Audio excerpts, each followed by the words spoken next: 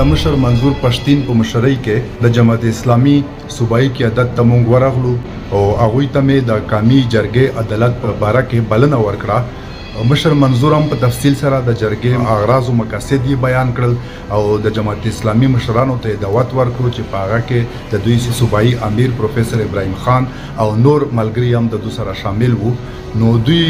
مونږ ته یقین دهاني راکړه چې ان شاء الله مونږ به د خپل مرکز سره مشورت کوو او د ستاسو چې د کوم مقصد لپاره د جرګه راغواړئ د دې سره مونږ مکمل اتفاق کوو او نه صرف په دې کې مونږ شرکت کوو بلکې که مونږ ته نور تاسو څه وایئ نور خدمات مونږ ته راسپارئ هغې ته مونږ تیار یو.